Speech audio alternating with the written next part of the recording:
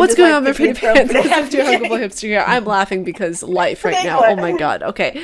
Ignore the mark on my face, by the way. That was lipstick. We're doing a very impromptu kind of podcast thing. We were supposed to do a collaboration where we would play, what was it, Kashami? Cards Against Humanity.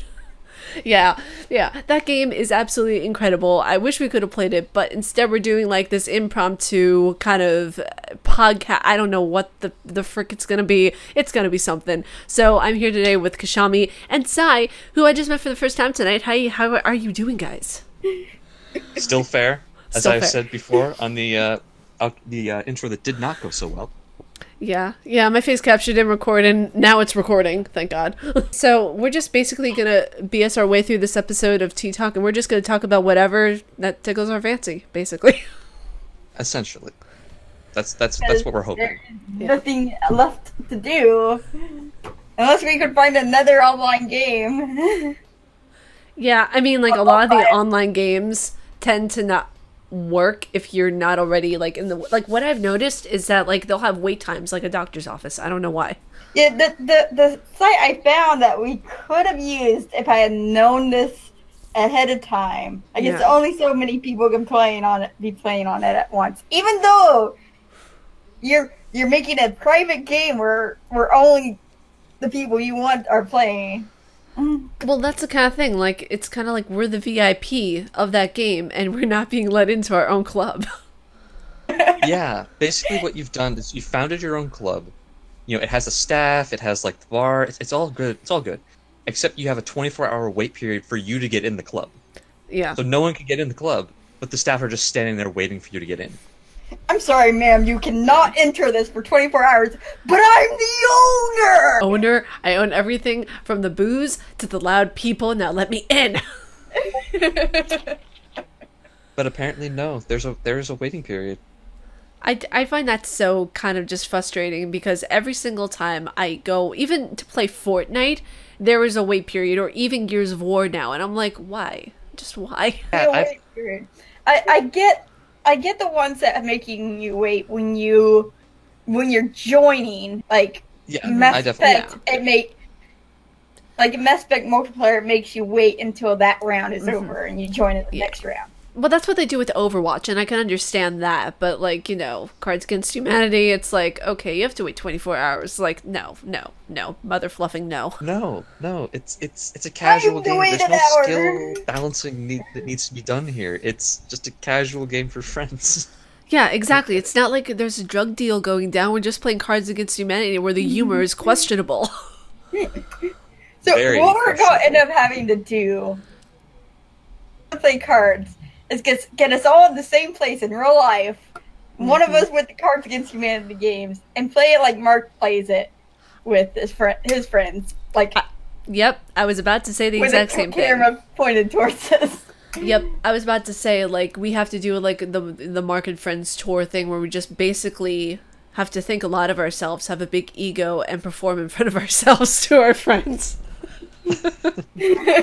Like, I love the way he does it. The ego isn't necessarily. Well, yeah, I just say the ego because I know one of us is going to stroll in with a Starbucks acting all high and mighty, which might be me, so I apologize in advance. You just described 90% of my coworkers. They're all average white girls. All of them. Oh, I would get along well with you. There's only 2 males at my workplace. I am one of them. Oh, I am so sorry. I get along with everyone, but everyone is drinking like some kind of mocha latte from the coffee shop that's right down the street. You know, here we go. The ratio is pretty much the same where I live. There are a few more guys in the department that I'm in. Anyways, there are 2 guys in the workshop, but the rest of us are female. Okay. And then over in the day hab, there's only 1 male. Oh, okay. You see, that's how it was whenever I attended university. Plays 1 male. Yeah, that's the way it was whenever I attended university, like eons ago. We had a developmental psych class, and there were about 30 people in the class, and there was only 1 male. I felt so sorry for him. Did he have like a mobile fortress that he took with him just to like completely zone out. You know what? I wouldn't be surprised. It was invisible, but it was very potent because we literally could not muster up the courage to talk to him at all because he was like this smart, intelligent dude, and all of us were just like really intimidated by him because every time that he would talk, it would go straight over our heads. So, you had 30 people in the class. Yeah. The collective bravery of 30 people could not muster enough power to talk to him. To talk to this, 25-year-old grad student who probably... I can just see it now. There's one half of the room that's filled with people, and then there's one empty half of the room which is just him. Right, exactly. No, we actually got put in a group with him. Very funny story. And we were talking about like the developmental process of the baby when it's in the fetus in comparison to when it's, growing and maturing in real life. And he was coming up with all these ideas. And then I like literally went up to him to say, hey, maybe we should put this in. And he gave me a death glare that looked like the Resident Evil zombie head whenever it turned. That classic zombie head turn scene. And I'm like, okay, I'm just going to shut up now. I'm just going to very slowly back away. You calm down over there. Yeah. No, like he looked at me like death. Like he looked at me like he had like knives in his eyes. And I was like, dude, okay, I'm sorry. I didn't mean to steal your thunder. Yeah, that's kind of weird. Yeah. To be honest. I mean, we're all psych students. What do you expect? We have our ego of our own. It makes sense now. It does. See, I've always taken Psychology 101 for psych class, and that class, basically, we were just all trying to stay awake. Oh, okay. You know what? Psych isn't that boring. So that's the psychology student. I'm not saying that it was boring. Yeah. This particular class was just... It was easy. I would say half days, about 85% of the time I was sitting in that classroom. I passed with a solid A. Nice. Very nice. That's very nice. You see, you know what? Okay. It's weird because psych was my major. I'm technically, as I say, well, I put in air quotes, technically a psychologist because I almost went into drug and alcohol counseling. And we had to take master's level courses that would literally put you to sleep or make you the most attentive you have ever been in your entire life. It depended on the student then. Well, not only that, but it really depended on the teacher because you had teachers who were like piss poor at teaching and it didn't matter how entertaining it was just the way that they talked. But then you would have that one teacher that walked in and he was like, he owned the room and he was just like, as the kids say, he was on fleek. My psychology teacher in high school was that way. He was just ADHD himself. Oh, wow. So he had this ball that he would bounce around so he could stay focused. And he would just be this really energetic dude. And I had such an easy time in Psychology 101. You see, and that helps. That really does help. And maybe secretly he was psychoanalyzing all of you. That's why it was probably so much fun. He used to... I never liked going to the lunchroom at dinner or at lunchtime, so I would just wander the halls or hide in this one teacher's class who I didn't even have as a teacher, but after I broke up with my ex, he's like, you can hide in this classroom with me, it's fine. Oh, that's so sweet. I just want to point out the fact that you're going to lunch at dinner. I find that very brave of you. I wasn't going to say anything. I was going to let it slide this one time. Maybe I don't. You can ask. I have verbal slip-ups all the time. Usually not so much when I'm recording. Usually somehow I make it through recording without doing them, except for this time. Kashami, how do you feel about that? About my verbal slip-ups. The classics. Normal. Normal. Do you want to talk about your feelings? I don't question my own weirdness anymore. I don't question any weirdness anymore. I probably could literally see someone just appear out of thin air in my room and just be like, "Oh, hi." It's a Shinigami. Honestly, I wouldn't be surprised anymore either because we're YouTubers. We're known to be weird introverts that do very crazy things. Yeah, I've noticed that a lot of I'm just YouTube weird. personalities are over the top, Yeah. out there.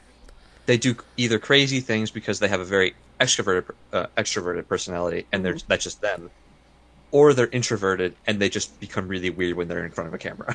Well, that's the thing. That's how we take out our shyness is whenever we're in front of a because I'm an introvert, but I'm also like partially an extrovert, and that's how I take out my shyness is like whenever I'm in front of a camera, I'll be like extra extroverted, but when I'm with my family, I'll be just normal and wacky, and it's a weird combination. Maybe Kashami, you can like elaborate on that. Is that the same for you? Though for me, doing YouTube in and of itself has helped me break out of my introverted shell. Though I would still say my time in New York did more for that because I was really social when I was in New York than I've been anywhere else. But yeah, that's pretty much how it is. If I'm like around a bunch of people I don't know, and there's not a reason I have to talk to them, I won't talk to them. Yeah, same. Yeah, I'd Why would I rather. speak to you? If I went to a party, I'd be sitting in the corner. Yo, if I was at a party, I just would play with the dogs. I would be interacting with people. Yeah, Oh yeah, find the animal and play with them. I don't like parties. What I like are like small groups of maybe up to like 7 people. That's like that's my limit, like my peak. Beyond that, I'm like, I'm not sure if I want to really hang out with all of you at the same time. See, that's usually me. I've had to break out of that just because of my job, because there's like more than 20 people. Oh wow. Because over at Dayhab, I had to interact with all of the. They want us to call them employees now, but in Dayhab they're really not employees. They're not working. So I don't know if we're still supposed to call them employees over there, or if we're still calling them consumers or clients. I don't know. You see, the funny thing is that like I used to do so many gigs, like all the time, because I used to be do like performances and do like shows with like a band and stuff like that. So I had to break out of my shell. I had to like find a comfort zone between like, okay, I'm not comfortable completely like going all corn on the stage and being all like Breaking Benjamin, but I'm comfortable like being that acoustic coffee house singer. And whenever I was like on stage, people would tell me you gotta like hold on to the mic or something because you're trembling up there, and I'm like, I know, I should probably have a drink before the show or something. I should probably get wasted. It's funny because I don't even drink anymore. In front of a crowd outside of school once in my entire life. Oof. It was to preach, ironically. And I was shaking just the entire time. Oh. I had this thing I did with sticks because I was talking about how God breaks chains. And I'm like, God can break them as easy as I can break these sticks. And I smashed them on my knee. I was still shaking the entire time I did that whole process. I was half expecting you to go with that story and say, I tried to smash them on my knee and I ended up hurting my knee and I couldn't break the sticks. I'm surprised I didn't bruise my knee. I find that so brutally elegant. It's like such a contradiction because you were talking about God and then it's just like, oh, I'm gonna smash these sticks, and it's like, that's so metal. So while we're on the subject of metal, I need to know, what kind of music do you guys listen to? I'm a wide ranger. I listen to the majority of genres. At least I'll have like 1 or 2 songs in like almost every genre that I listen to occasionally. Okay. But primarily, I listen to kind of like what's called epic music, which is like orchestral, trailer music, things like that. Oh, very nice. Because it's better for writing, and I'm trying to write 2 novels right now. Oh, well, damn. Oh my gosh. Yeah. We got a bunch of writers in here right now. Yeah, You what's write, what? I write, though I don't write nearly as much as you guys right now. Yeah. I'm in the process I of... really need to get back into regular writing. You see, and that's the thing, like, it's just about motivating yourself, but I feel your pain, dude, because yeah. I feel your pain, though, because I am in the process of writing a book right now, and it's not easy at all. Yeah, it's not easy. I've gone through, let's see, I think this is my 4th version, not draft, version. I would scrap the previous version and take like one thing that worked from the last version and rework the whole thing. This is like version 4 at this point, and I've gotten to over 50. Is this still the on each of them? the universe Unbelievable. that you wrote the window from? Yes, Or I'm still working on did you that. move on from that one? Oh no, and that's still around.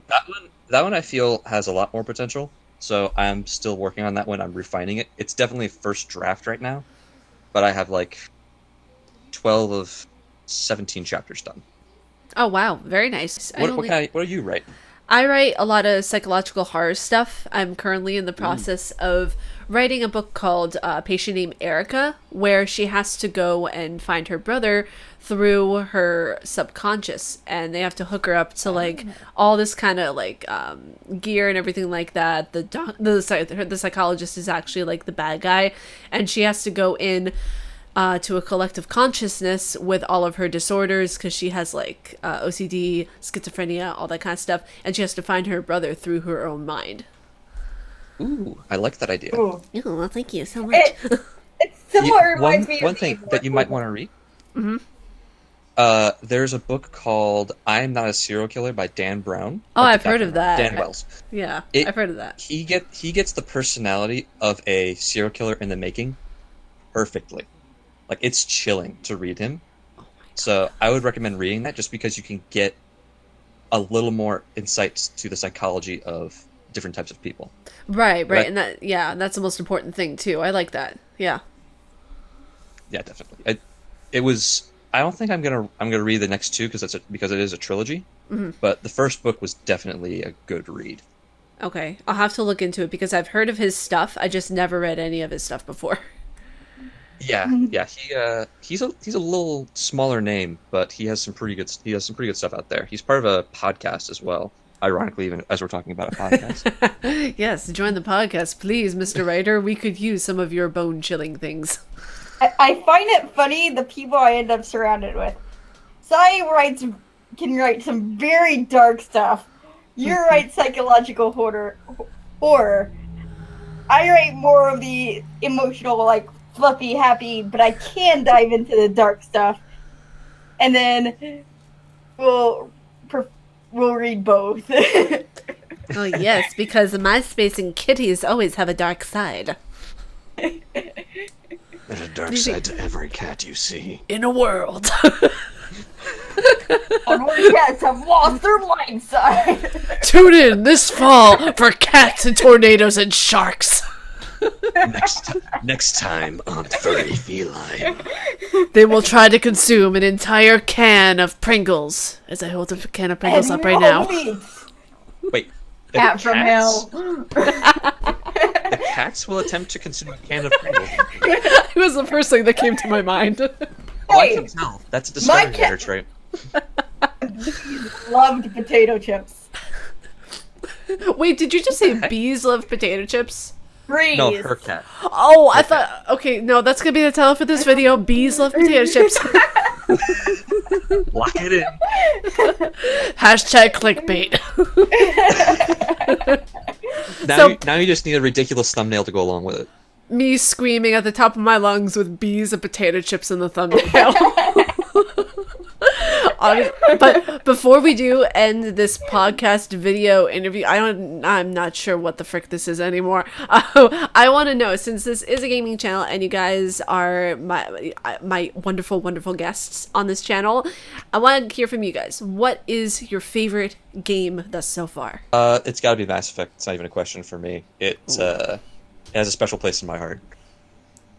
I still kind of think Spyro is my favorite. Spyro, Okami, and Mass Effect are definitely my top 3. You guys are gonna hate me. I've never played Mass Effect before. No, it's okay. I am an understanding person. It's not the most popular game. It's a bit intimidating to get into it because it takes so long to finish the trilogy. And once you play the first game, you get the story. If it's not for you, it's not for you. Let's see. Resident Evil remake of the first game was the first game I had ever played ever. My dad bought it for me when I was 10 years old for my birthday. And he was like, "You're 10. I'll give you a bloody zombie horror video game to play." And then my mom was like, "Why are you giving this to her to play?" And I said, "No, I like horror stuff. Give it to me." And then I gave it to her, saying it terrified me. And then I snuck into her bedroom and took it and started playing it again.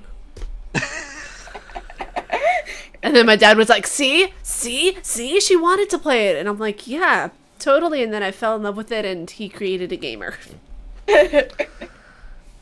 I became a gamer just because my older siblings played games, so I'm like, I want to be like them. Oh, that's cute.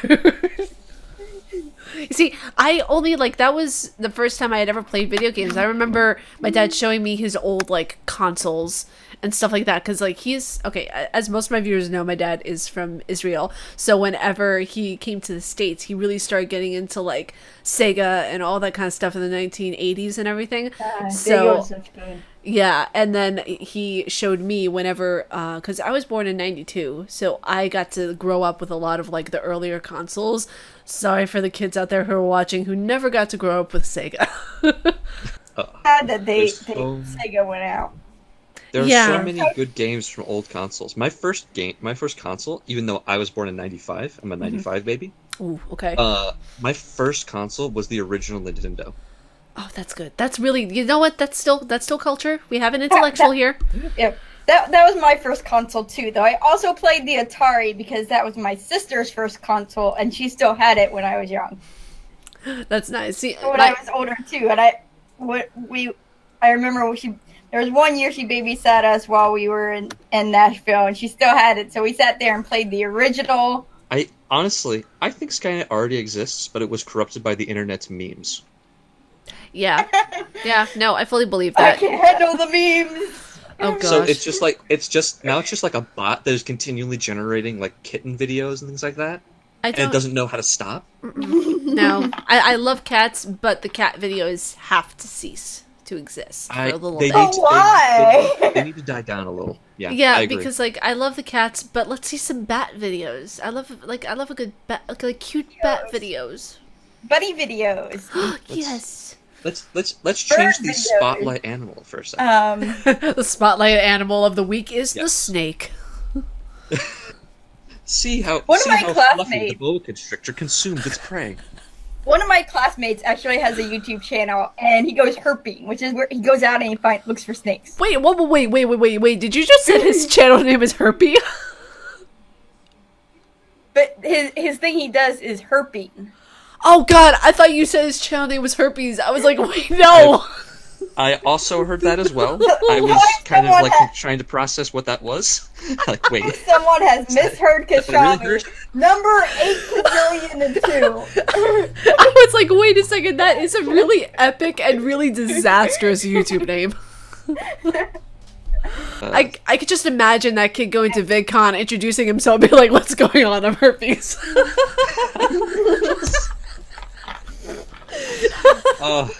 I'm so sorry. You think his line is like non-existent? Like they just banned him from the booth? Oh my god, that would be great. Wait a second, no. What if he had like a sidekick and that guy's YouTube name was Krabs? So Herpes has Krabs. Oh, no.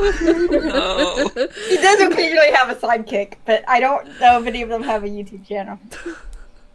That just went from like 0 to 100 in a matter of seconds. Oh, we were like doing so well. we were doing so well. Oh gosh. It all Then you hit and time someone misheard Kishami number 8,000,002. We've been it talking went from about million to gazillion. Interesting. I said gazillion earlier. You just didn't hear it right. So now it's like Well, there you gazillion go. and 3. One more. So One more to the. before we do have to go, because this episode is borderlining on almost 30 minutes, I do have to get your guys to say where everybody can find you at. So Kishami and Sai, what are your social medias? That way people know where to find you. Or the name's Kishami. You spell that Kesshami. On Twitter at Crystal_Icelius, which is spelled Icilius. I'm just spelling that because no one ever figures out how to spell it by hearing it. Ever. When I finally changed my name to that, no one's gonna be able to spell it. They still can't spell my name as it is, and it's a really easy name. Kishami. And Sai, where can people find you at? You can find me under Sci-Fi Fan 95. I'm on a variety of different small sites. I'm on DeviantArt under that name. I'm under fanfiction under that name due to the fact that I started out as a fanfiction writer. Now I'm going into original stuff. Very cool. Yeah, I'm not So really. far. I'm not really present. I'm not really present in social media much at this point. But Okay. if you send me a message on one of those sites, I will definitely send one back. Very cool, very cool. So there you guys Yeah, have it. good. Thank you guys so much for joining me to this impromptu, really just what the F podcast. I don't even know what to make of it. Yeah, I've just been really enjoying holding my phone up to my face for 30 minutes when I thought we were going to play Cards Against Humanity. But I do have to say, if you guys like my face and what I do, please be sure to subscribe and hit the bell down below because YouTube has a funny way of showing its love when it sends you guys notifications. And I will see you guys in the next video, or actually I should say I should see you all in Monday's video. Peace.